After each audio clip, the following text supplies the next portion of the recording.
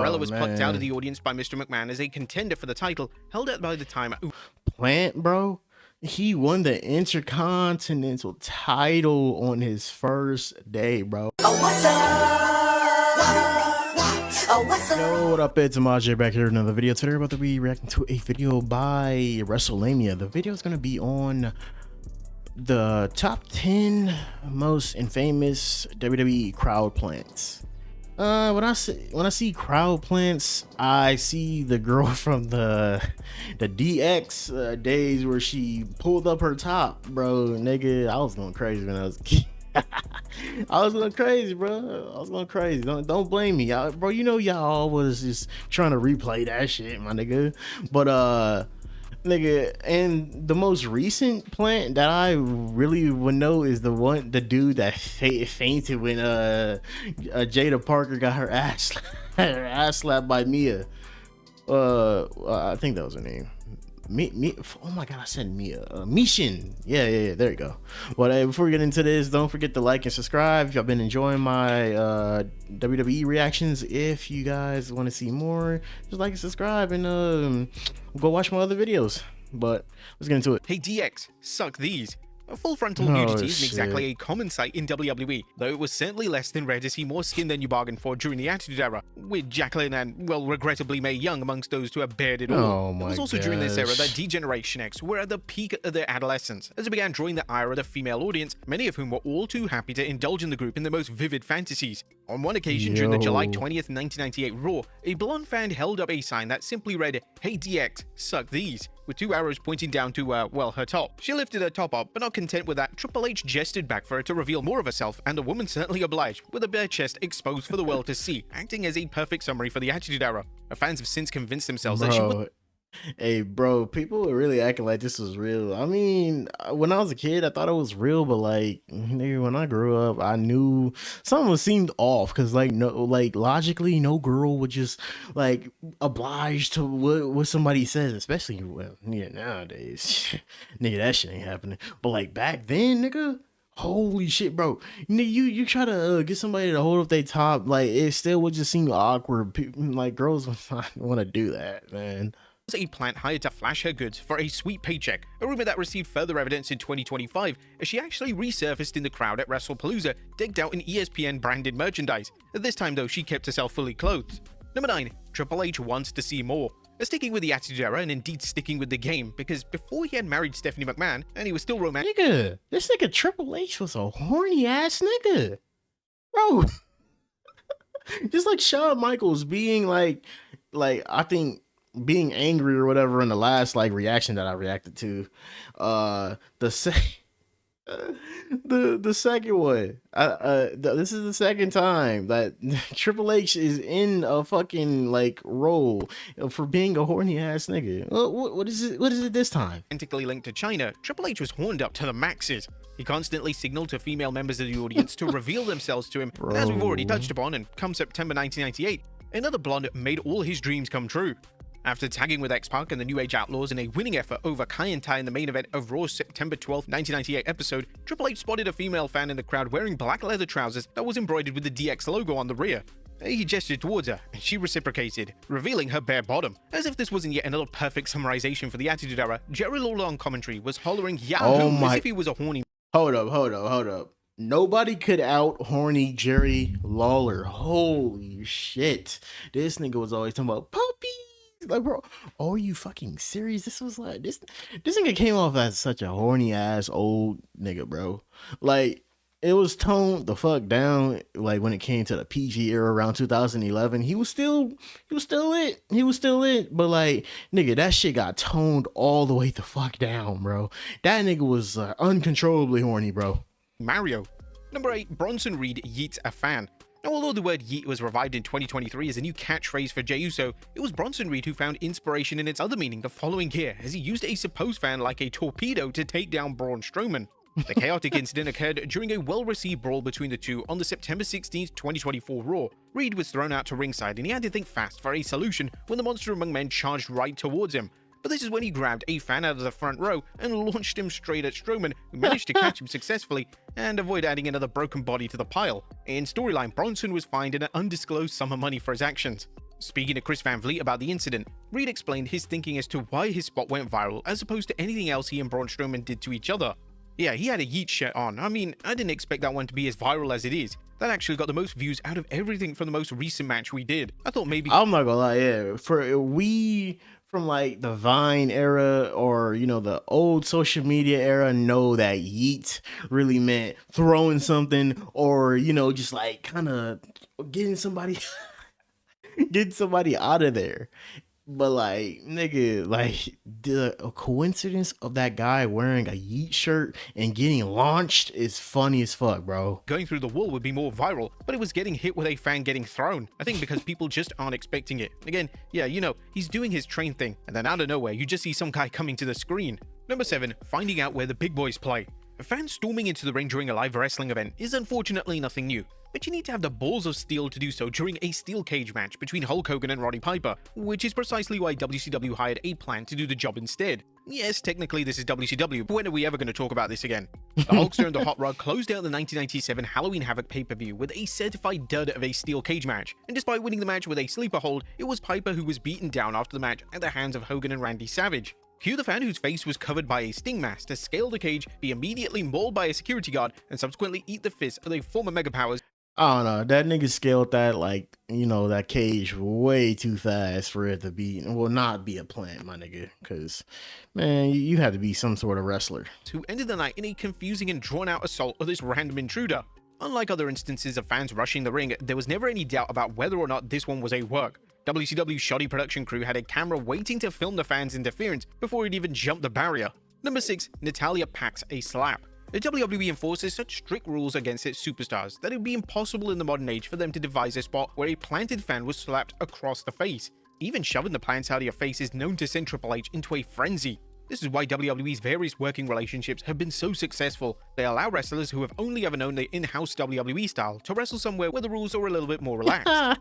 Such was the case when Natalya ventured to the NWA in May of 2025. After unsuccessfully challenging Kenzie Page for the company's World Women's Championship, Natty shut down an antagonizing front row fan with a stern slap to the jaw.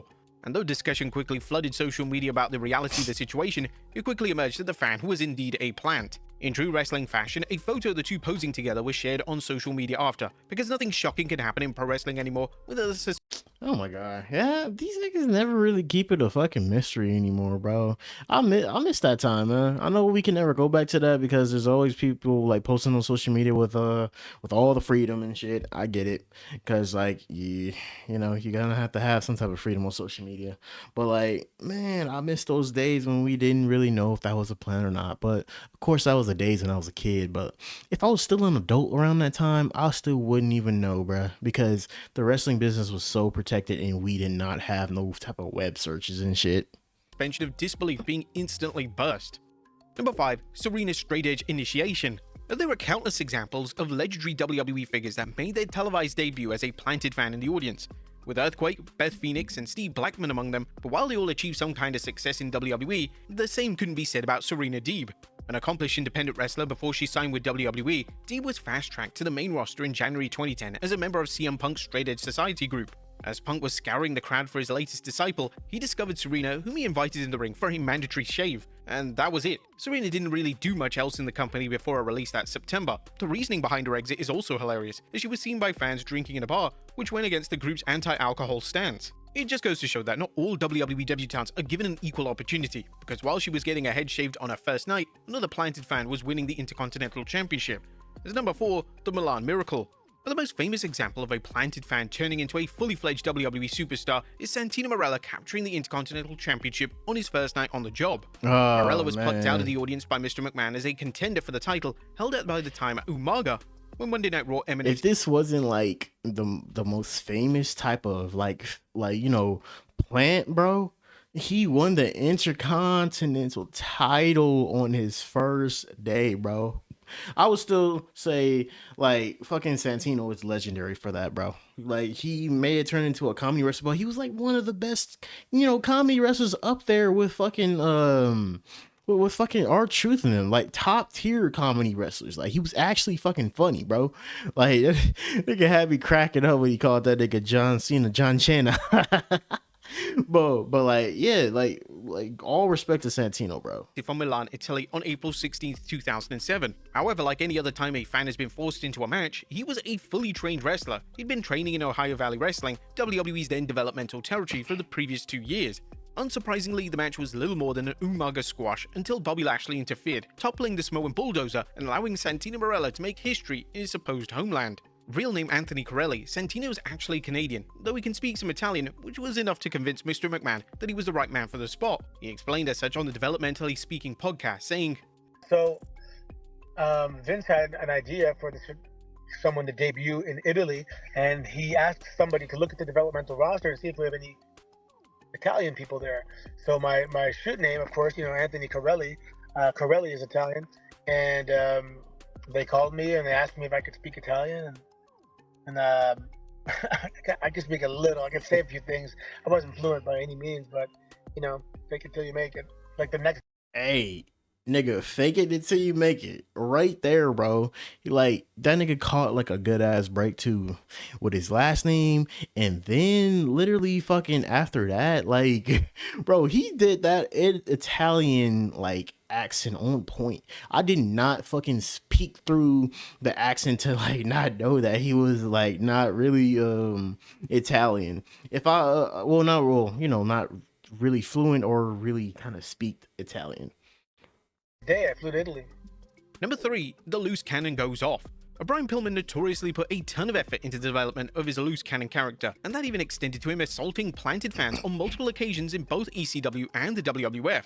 The first recorded instance occurred when Bryan returned to Paul Heyman's Land of the Extreme at CyberSlam 96. Interviewed by The Ring by Joey Styles, the former WCW star viscerally insulted Eric Bischoff and the ECW audience that he claimed was full of smart marks, and as he was being escorted out of the building, he dragged a fan out of the crowd and sliced him with a fork. The second time was which during a taping for WWF Shotgun Saturday Night in the summer of 97. Slicing a nigga with a fork is crazy.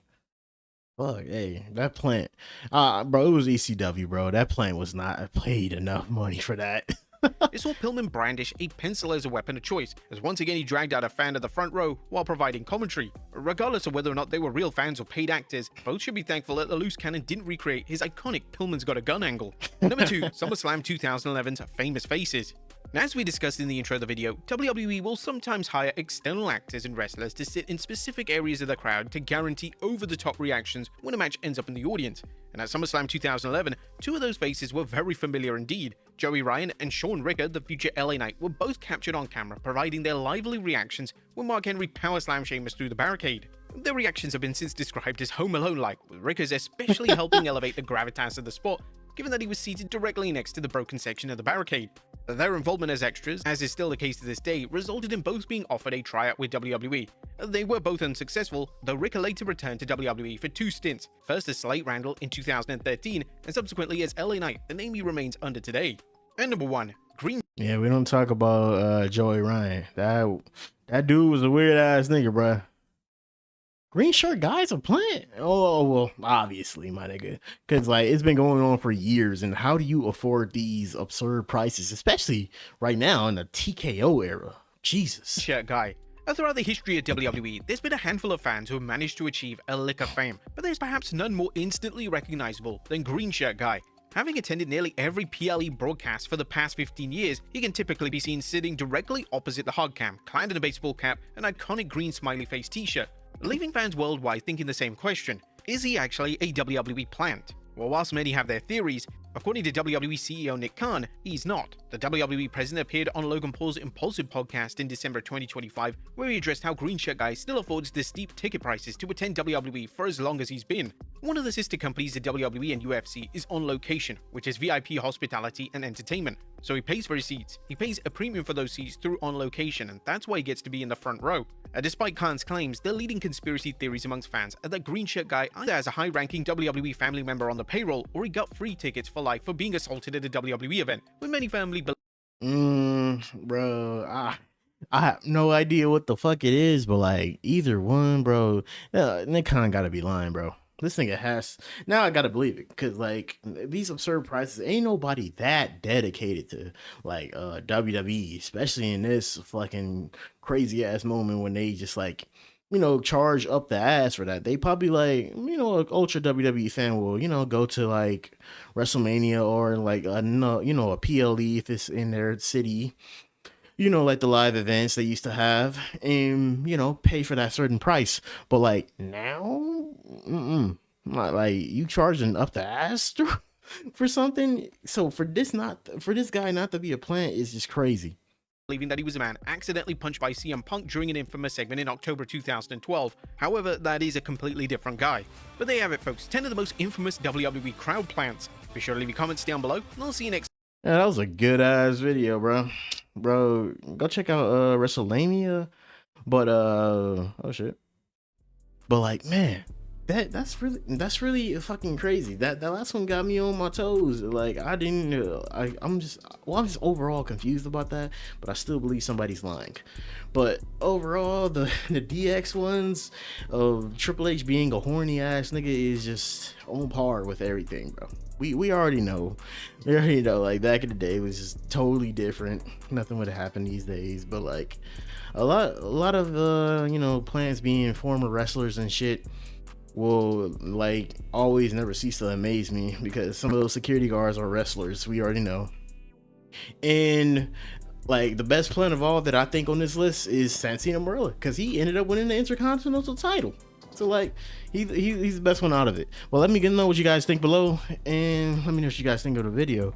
But go check WrestleMania's video, and like and subscribe. We are on the road to 550. Catch you guys in the next video. He was the best guy around. What about the people he murdered? What murder?